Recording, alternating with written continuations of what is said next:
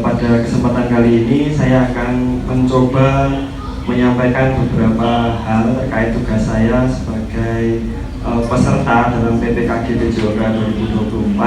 Nah, ini singkat saja, mungkin 15 menit saja cukup karena di sini Pak Agus akan menyampaikan materi yang cukup menarik. Baik, di sini saya berjudul tentang kebugaran dan kesehatan melalui gaya hidup aktif dan sehat. Maksudnya saya ingin menggerakkan komunitas belajar. Kalau PJOK itu Pak Arga itu pernah membuat komunitas belajar, itu namanya Ngopisik. Ngopisik itu apa tuh Pak Arga? Ngobrol pintar sebelum sesudah Kamis, berarti hari Jumat. Baik, di sini tentang kebugaran kesehatan melalui gaya hidup aktif dan sehat. Nantinya insya Allah akan diterapkan pada semester 2, di mana ini relevan dengan kegiatan proyek, di mana nanti untuk kelas 8 bersamaan dengan Bangunlah Jiwa Raga, di mana waktu itu kami sudah berdiskusi dengan tema, kalau nggak salah itu saya sama Bu Aya membuat sebuah judul namanya Jimat Keramat ya Bu Aya. Jadi jiwa manusia sehat, gerak raga bersemangat. Oke, lanjut. Kemudian yang melatar belakangi hal ini yaitu tentang pembelajaran berbasis project atau project based learning, yaitu salah satu pendekatan pembelajaran yang melibatkan siswa secara aktif dalam proses belajar melalui pengerjaan proyek.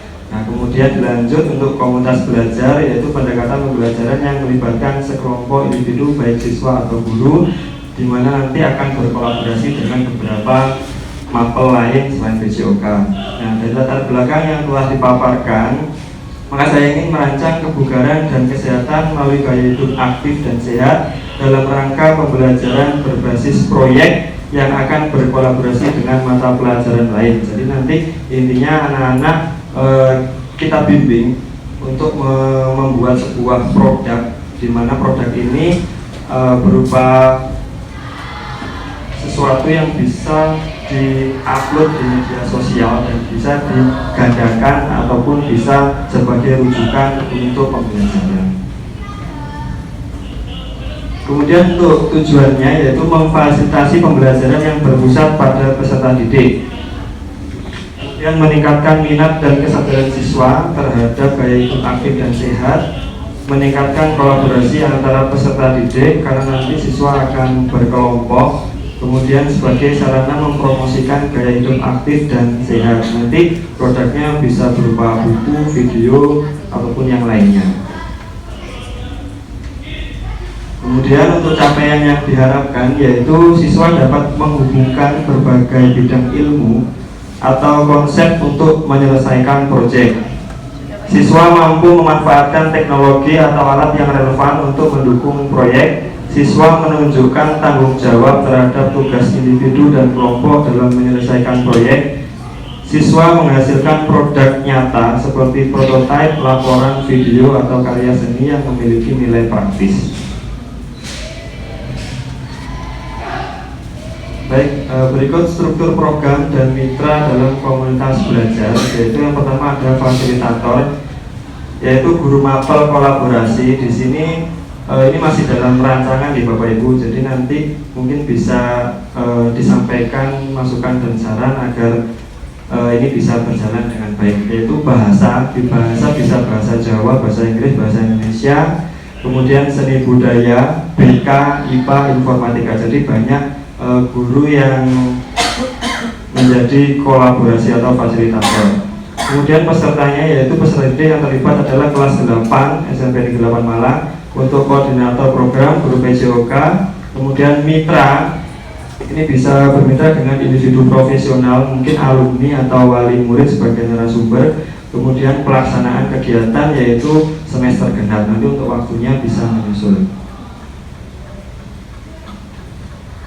Baik, jadi nanti untuk fasilitator itu mungkin bisa bertindak sebagai validasi ahli. Jadi nanti mungkin dari segi kebahasaan nanti bisa divalidasi oleh ahli bahasa, di mana hal ini dilakukan oleh guru bahasa. Kemudian untuk ahli materi itu nanti misalnya dalam materi kesehatan itu bisa berkolaborasi dengan guru IPA.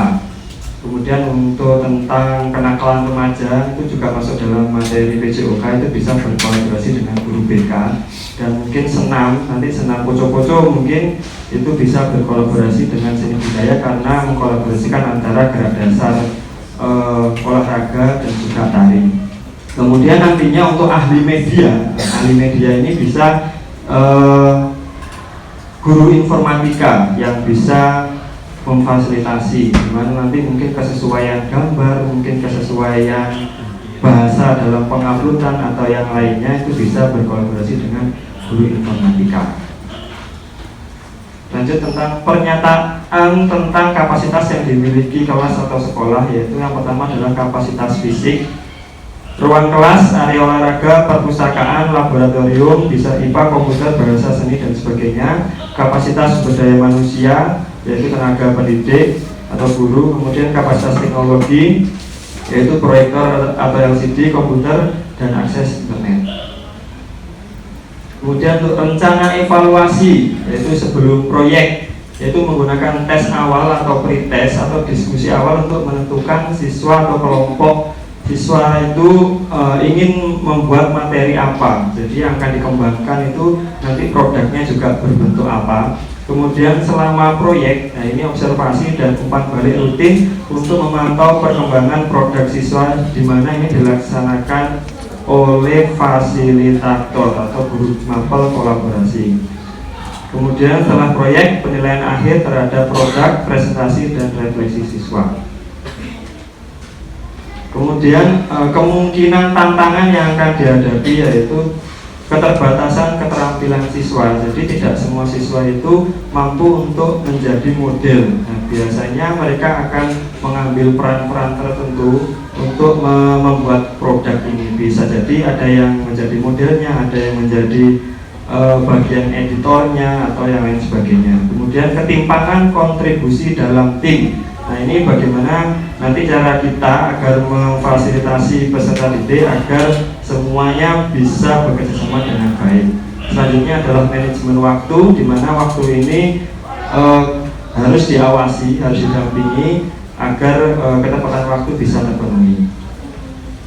Nah, ini adalah solusinya. Lanjut, nah ini adalah timeline kegiatan project yang saya rancang, yaitu minggu pertama sampai minggu ke-14. Nah, ini hanya perkiraan saja. Jadi pada garis besarnya nanti anak-anak itu diharapkan bisa membuat sebuah sebuah produk, di mana produk ini mungkin sudah pernah saya buat. Nah, ini dalam bentuk misalkan buku panduan. Nah, ini hanya buku panduan, jadi tidak terlalu banyak, di mana nanti akan ada validasi ahli dari beberapa ahli, di mana validasi ahli tersebut dilaksanakan oleh guru mapel kolaborasi. Ini hanya panduan. Nah, kenapa kok saya kira anak-anak itu bisa? Jadi untuk materi kemarin itu anak-anak pernah membuat seperti ini, jadi semacam panduan melaksanakan sebuah permainan. Dan ini misalkan dibuat karya yang bisa mungkin jadi koleksi perpustakaan, kan kayaknya lebih baik dan itu bisa terkenal seterusnya gitu. Mungkin tidak untuk sebagai rujukan resmi, jadi mungkin anak-anak sudah pernah membuat atau mungkin nanti sudah pernah merujuk dari beberapa sumber mungkin. Nah, jadi seperti ini. Ini kebetulan tentang materi permainan tradisional dan senam irama. Nah, seperti ini. Nah, yang pernah saya laksanakan, nah ini hampir mirip kalau di tingkat kuliah itu hampir sama dengan penelitian pengembangan di Bapak Ibu. Jadi tapi tidak ada istilahnya analisis kebutuhan atau uji efektivitas, tapi di sini langsung atas dasar latar belakang kenapa kok bisa dilakukan seperti itu. Nah, ini ada, kalau saya sendiri pernah buat itu ada ahli kepelatihan, ada ahli media, dan juga ahli materi. Dan mungkin bisa dibuat seperti buklet. Nah ini nanti bisa di kendala sinyal seperti ini.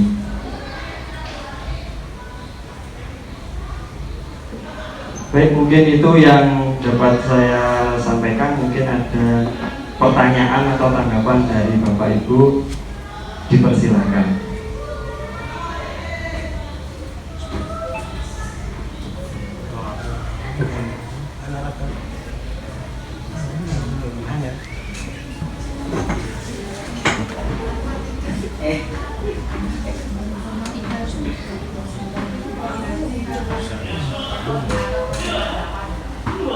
Oke, bisa dimasukkan ke dalam proyek, bisa di luar proyek.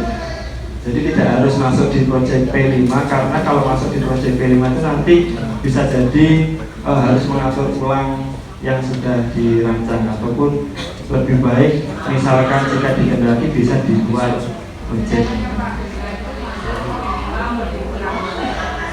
Bisa kurikuler. Pokoknya itu proyek ya. Lebih condong ke situ. Tapi nanti mungkin karena menyangkut orang banyak, makanya nanti bisa didiskusikan. Belum, ini hanya penyampaian rancangannya saja. Tugasnya sangat mendadak.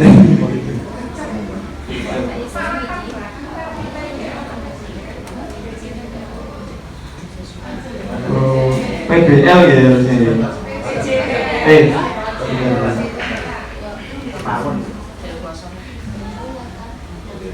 Project based learning.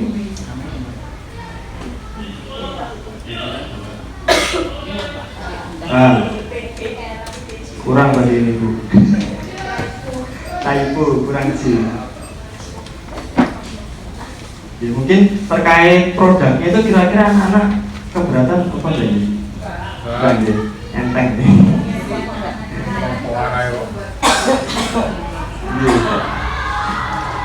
Wis ada narasumber.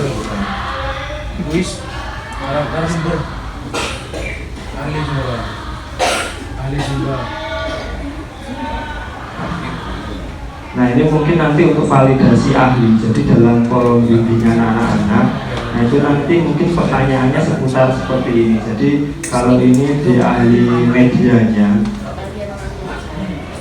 nah ini bagaimana kejelasan tulisan pada cover bukunya, bagaimana ketepatan tulisan, bagaimana kemenarikan, kejelasan gambar. Nah ini ada saran yang mungkin kurang, yang bisa untuk sebagai masukan ketepatan gambar pada cover, sampai kurang lebih ya ada 40-an pertanyaan sebagai validasi ahli.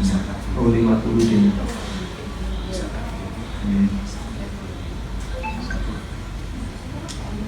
Mungkin ada yang disampaikan Bapak Ibu. Sambut, lanjut Pak Sugeng. Terima kasih atas waktunya Bapak Ibu.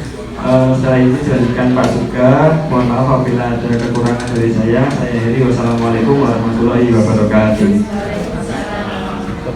Terima kasih untuk pembicaraan yang